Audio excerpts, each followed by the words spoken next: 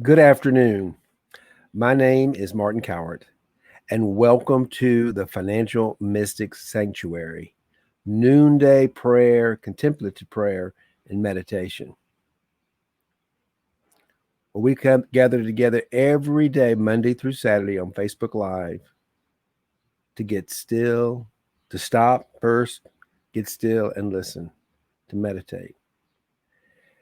It's my idea, or it's an idea I have to bring us together for love and support in community through the pandemic, as well as all the other things that are going on in our world right now. And I ran across this article today, an old story by Richard Rohr about abandoning the identity. And it occurred to me, maybe we're all holding on to too much of a sense of a false identity to give us a sense of who we are. And we all need a certain healthy amount of sense of self, of who we are. Hello there, Darso. Nice to see you this afternoon. Glad you could join me. We all need a certain level of healthy sense of self, but that sense of self, and that what we create that sense of self from our life experiences. And we make up stories, and we make up beliefs, and we make up things where we're right and wrong. And a lot of that's done by the ego to protect us. And the problem is, if we get too caught up in who I am as a separate identity. Hey, Audrey, how are you doing today? So glad you could join me. Glad you're here. So glad you're here. As always, it's great to see you here. We're talking about the difference between the true self and the authentic self. Hey, Mindy, how are you today? Good to have you here. As I was saying, I thought today we'd talk a little bit about, and we read a little bit about the dangers of too much self-identification, too much of that narcissistic sense of who I am. We all need a healthy amount of sense of who we are, so we can get it. We can navigate through the world, what we believe, what we value. But that word is it, what we value, and that has a lot to do with who we see ourselves as. And so this opportunity to reflect on, maybe particularly with all that's going on so much with the protest and the need for different tribes, and we identify I'm a gay white man, you're a straight white woman, or all those are all ways to identify ourselves, but that's not all that we are. It's only part of who we are. And the danger of becoming too closely identified with this sort of impermanent sense of self, the body, our sexual identification, all these kind of things, if we get too caught up in that, too identified with that, we lose a sense of what we really are, and we're all part of something so much bigger than that. So I wanted to just talk a little bit about, because we become greedy, we want to get our needs met. We think, and the biggest thing is we become entitled. I mean, that's, to me, the biggest problem we have right now is white privilege and the sense of white entitlement to something. And we have to, and as a white person, I need to identify with the fact that I did grow up with a certain sense of learning, if you could, as a child, about white entitlement, if you will. And our system is designed for the betterment of white people. That is not how the Constitution is written, by the way, in the Declaration of Independence. But it is how we have created a system. And that's what we need to. And I think if we're going to shift the system, we need to start with ourselves and see how closely do I identify, particularly with the way the system benefits me or does not benefit me.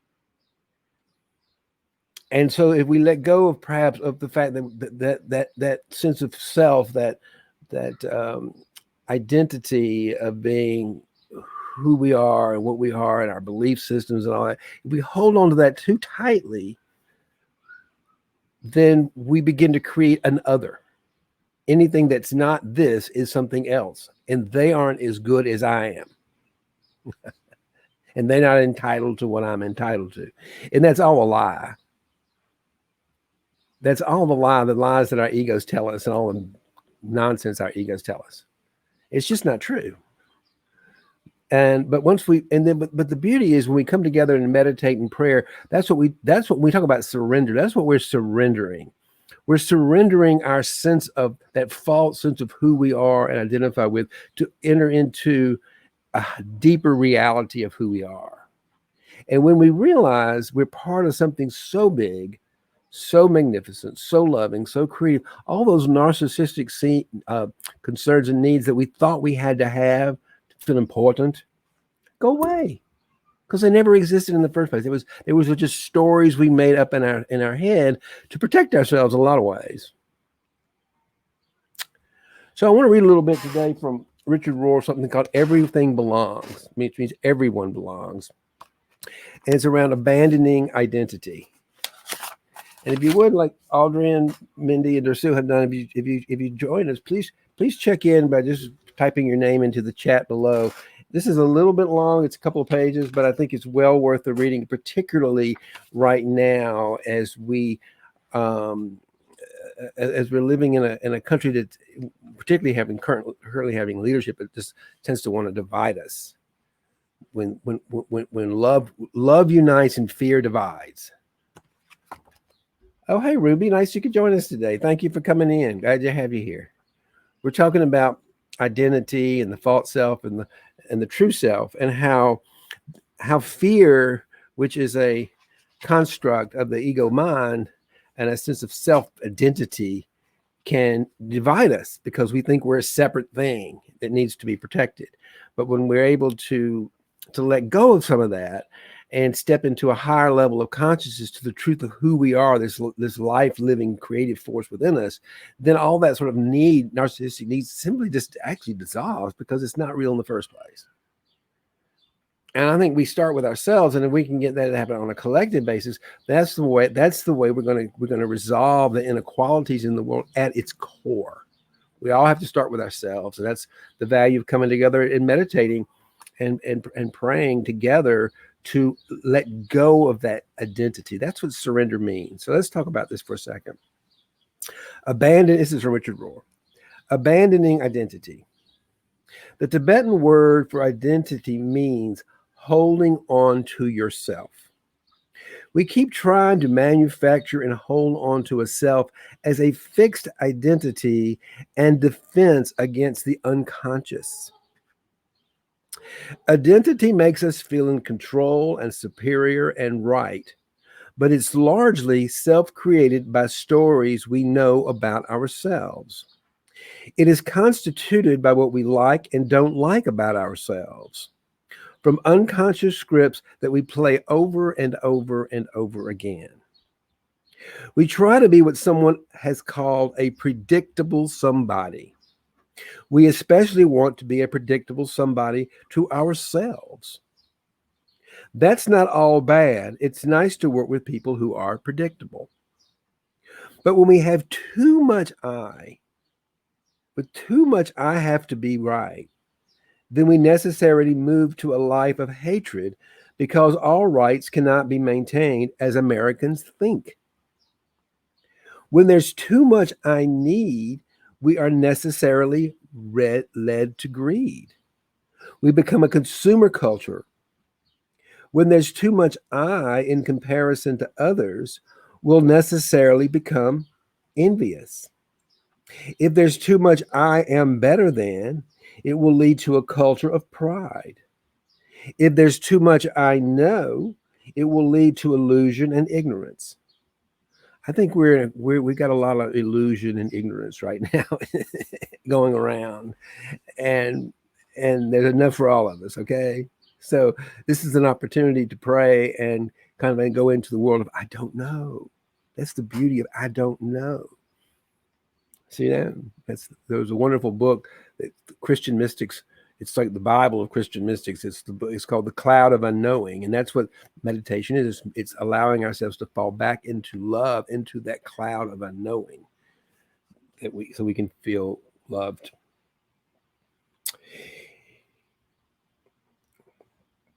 If there's too much I know, it will lead to illusion and ignorance. Isn't that ironic? Jesus says the person who says I know is precisely the blind one. Good therapy and good religion can enable us to let go of specific objects of hatred, envy, and greed. But contemplation, returning to the naked, poor self, helps us to let go of this I fixation altogether. But contemplation, what we do here, returning to the naked, poor self, helps us to let go of this I fixation altogether.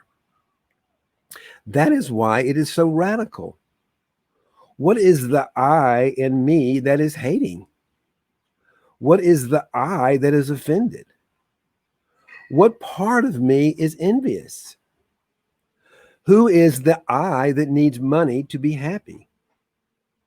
This is the I that must be examined and often released for the sake of seeing clearly. I call this I the little I, the me, the selfish me, sometimes. Not always selfish, but it wants its way. This I fixation, the I that I think is me, is the one that will die when I do. The passing self of images and who I think I am is ephemeral and impermanent. It is revealed to be a creation of our mind, a mist of illusion. And there's my cousin Mary Jo. Glad you could join us. We're talking about abandoning our separate selves, our sense of separateness, our sense of separate identity.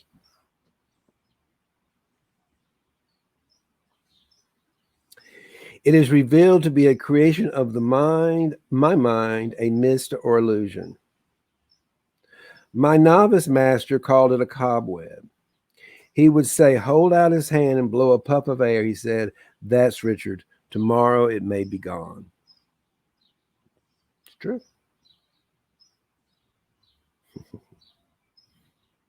We're not going to know how ephemeral our thoughts and feelings are until we take the time to sit and observe.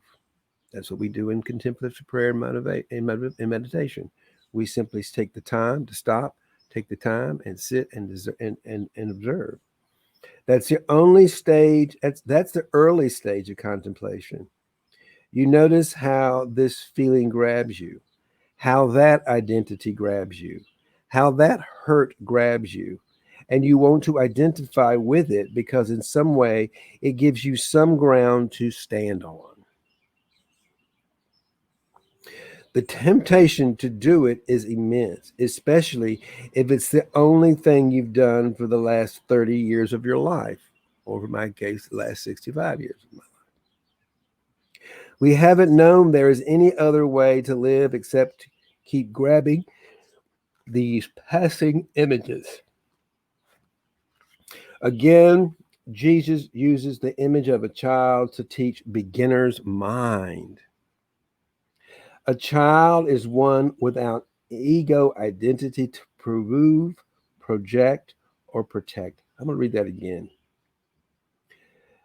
Again, Jesus uses the image of a child to teach beginner's mind. That's also a very Zen Buddhist practice, the beginner's mind. A child, and this is what it means. A child is one without ego identity to prove, project, or protect. I always can say, well, who would you be without your story?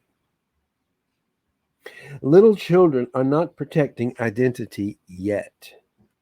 They know kinesthetically and respond to what is, not what should be or might be. That's why they cry and squeal with so much pleasure. It drives parents crazy, I'm sure. But that's also why there can be immediate delight. Just watch them squeal when they see a little animal. They don't have to filter it through their heads and check to see if they like it, nor do they ask if it's dangerous. Watch a 3 or 4 year old who sees something new. He or she lets out an instantaneous kinesthetic squeal. I like it. It's pretty. It's new. It's exciting. If only we could receive reality so immediately and so spontaneously without our adult judgments and calculations. Whoever does not welcome the kingdom of God like a child will never enter it. Let me read that again. Whoever does not welcome the kingdom of God like a child will never enter it. And again, we're talking about that higher level of consciousness. That's what Jesus. That's really what he was the leader of nonviolent resistance against the empire. But he taught that is the path to. He taught a path. He said, "Follow me" as a path to what he called heaven, which is just a higher level of consciousness.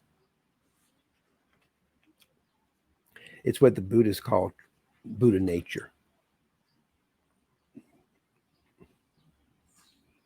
My mother told me that once when I was screaming with excitement, she said, "If you're going to make that much noise, go out on the back porch." In a few minutes, I was out on the back porch screaming. I had obeyed, but I was still screaming. To this day, I wonder what I was so freely excited about. Mom did the right thing. She said I could scream as long as I didn't bother the whole house. I guess I'm still screaming. Yes, yes. So let's turn on the timer and let's go into that deeper sense with ourselves. Let's get still and let go of all the drama that's going on around us. Not that it's going away. It's not that we don't care. We just can't fix it. But we can change the way we respond to it by moving into love.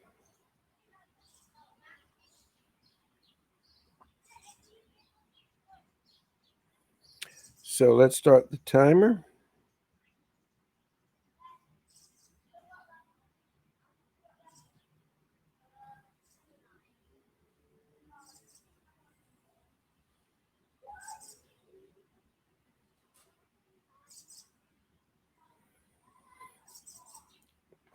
And before we do, reach your arms in the air. You see, my arms gotten a lot better. My shoulders not as sore as it was. I can raise my arm in the air. Thank you, Ruby. So raise your arms in the air. Wiggle your fingers, wiggle your toes with gratitude. Feel life coming into your body. Bring your awareness to the top of your head, to your butt in the seat, throughout your whole body, and with gratitude for this wonderful miracle we call life. Let go. Open your arms and let go of this sense of self and embrace the true self, the wisdom and the knowledge that we all belong to something so magnificent, so big, so truly wonderful. Much more exciting than this little incomplete thing I call me.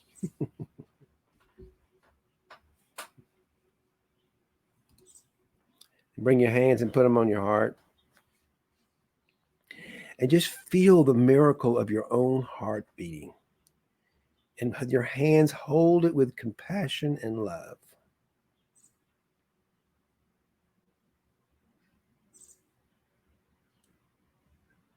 Just be quiet for a minute and be still.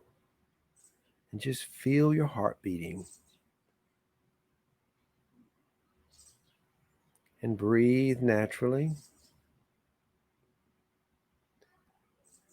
allowing the elements of the outside we call air, spirit, to come into the nose, down the throat, into the lungs, and into the heart and mix with our blood. The external mixing with the internal to create that life force within us. And with your hand on your heart, the center of all things,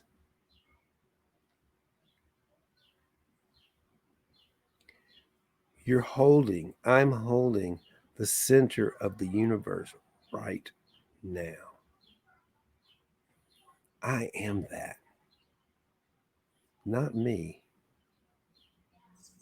but this invisible, powerful, loving energy. I'm holding it right now in my hands. And so are you.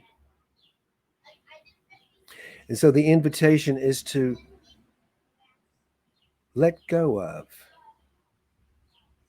any thoughts, beliefs, and opinions you have about yourself and bring them down into your heart with gratitude and thanksgiving and let them go. Let them go to make room for a larger, more whole self. Lay aside any beliefs and opinions you hold about God, me, the world, COVID-19. Hold on to nothing. Let them all go. Empty the mind. Notice any feelings you're having right now. Scan your body. Notice any places of tension, any anxiety, any fear. And if you find them, bring some love into that part of your body and let it go. Be still and know. Be still and know that I am God. Not me, Martin. But be still and know that I am God. Be still and know that I am the divine, the big I. I am the divine creator of all things, but not me. In my hands, I am holding the universe, and so are you. Be still and know that I am not me. I am not me. I am not me.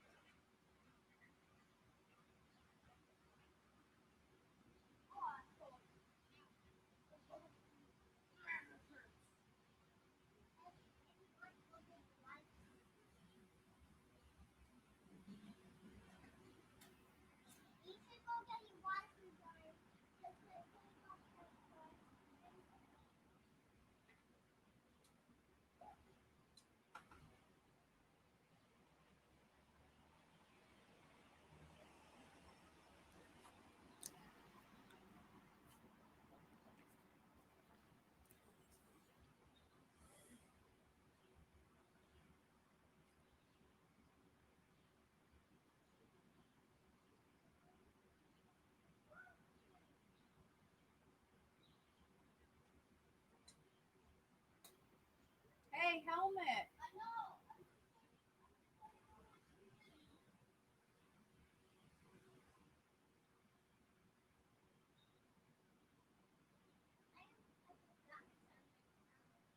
Oh yeah.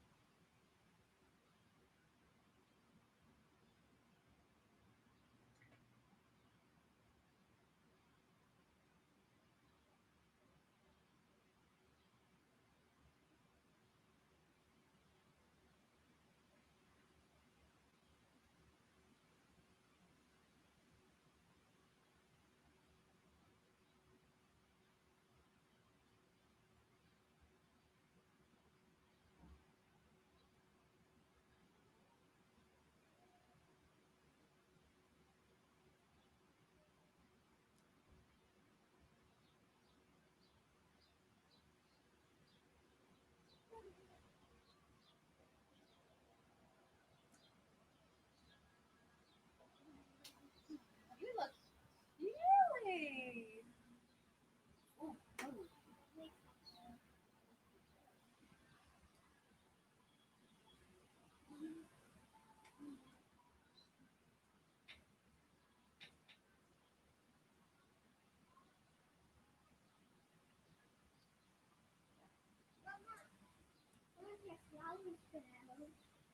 So glad to hear that. Wow. So much. Looking for tomatoes.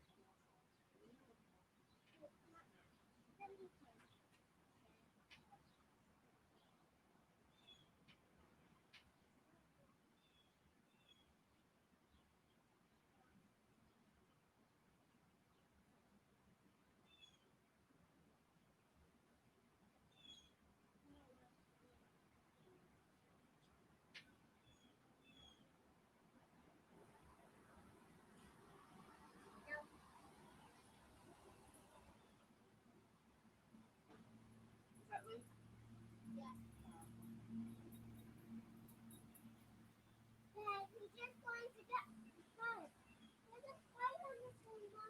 It's okay, honey.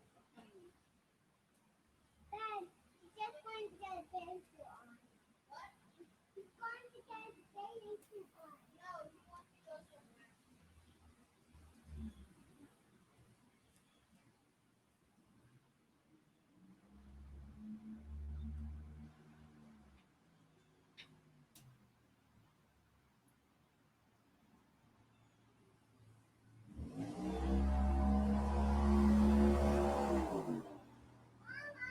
Harper. Tell me about it. A boy with boobs.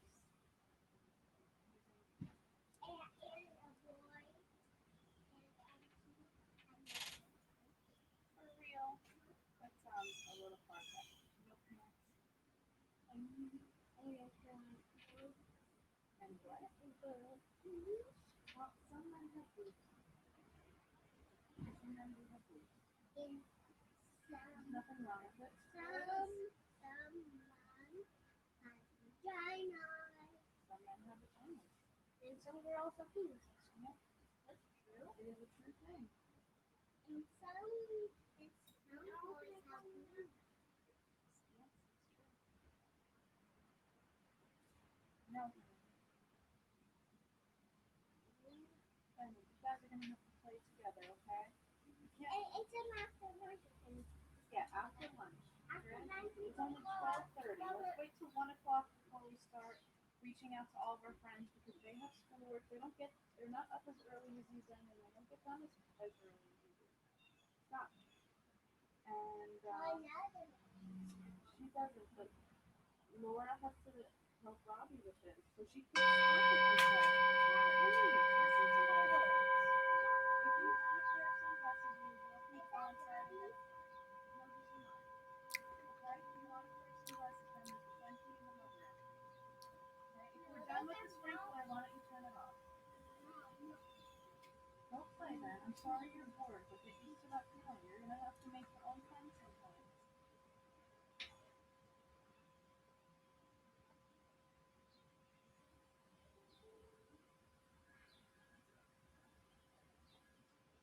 Why don't you play in the sprinkler?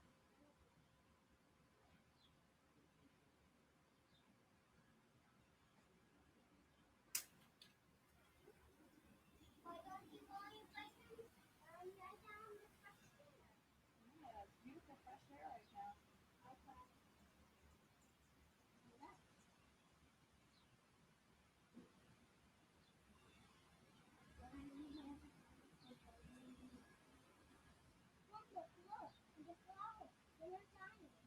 I know, it's wonderful. Benny, if you're gonna ride, please wear your helmet.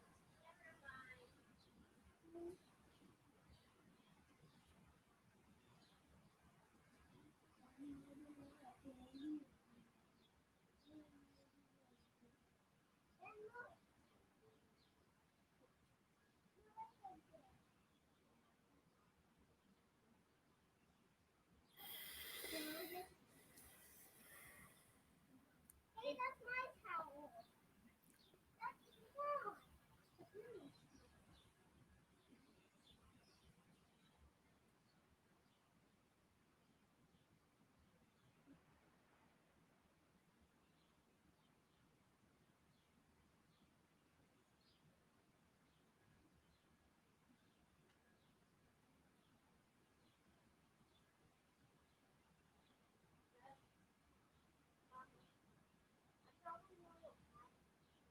What?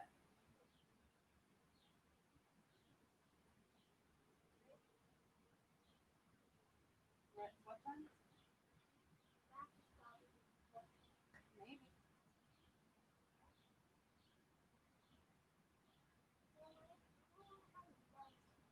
We had lunch. Yes, we did.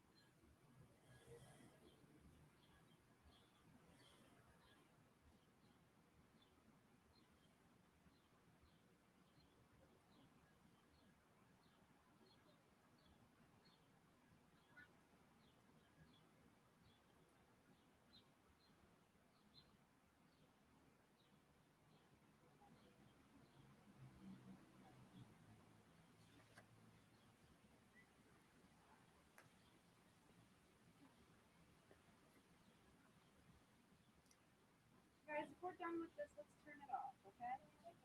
Okay, please turn it off.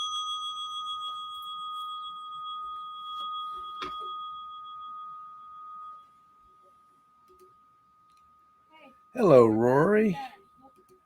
Hello. Nice to have you here with us today. Thank you, everyone, for joining me. How was your meditation? How was that inner journey to discovering who we are?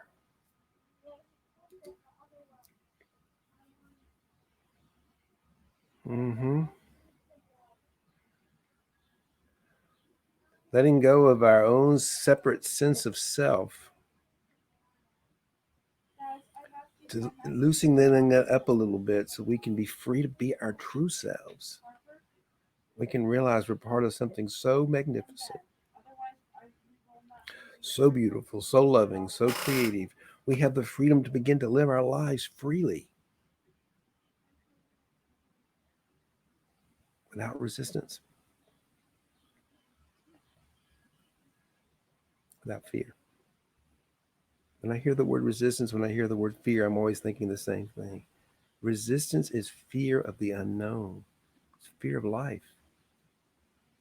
And when we step into our true selves, we begin to understand how much we love life because we are life. So we no longer fear death nor life.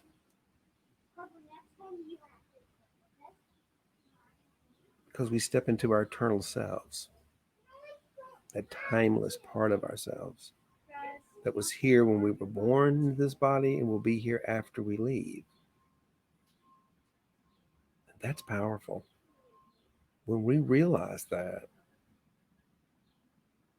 we got room for everybody. And then we can begin to plan our day and choose our activities from that place of love, a place of abundance, a place of compassion, a place of truth. Everyone matters. Everyone's here. Everyone's alive. Life is precious. So let's go out and enjoy it today. Let's make space for everybody. Letting go of our need to be identified as something important. We are important. We are a miracle. So let love and prosperity prevail. And thank you again so much for joining me today. It's always a pleasure. If anybody wants to reach out, you can always send me a message to my messenger through Facebook Messenger. I'd be happy to respond and get to know you. Find out if you want to find out more. Simple, just click on the button and send me a message. Say hello, Martin. It was nice to be on your participate in your meditation on Wednesday afternoon, and I'd like to get to know you a little better. I'd be happy to reach out and get to know you. Some of you I know well. Some of you I have talking to. Some of you are my clients. Some of you I don't know for the first time. But we're all here together to love and support each other through this and through life, to create a better world, a more economic world, a more equal world, one that's grounded in love and joy and prosperity. So, may love and prosperity prevail. Thank you. Ruby, it was delightful to have you with us today, too. Thank you so much. Thank you, everyone.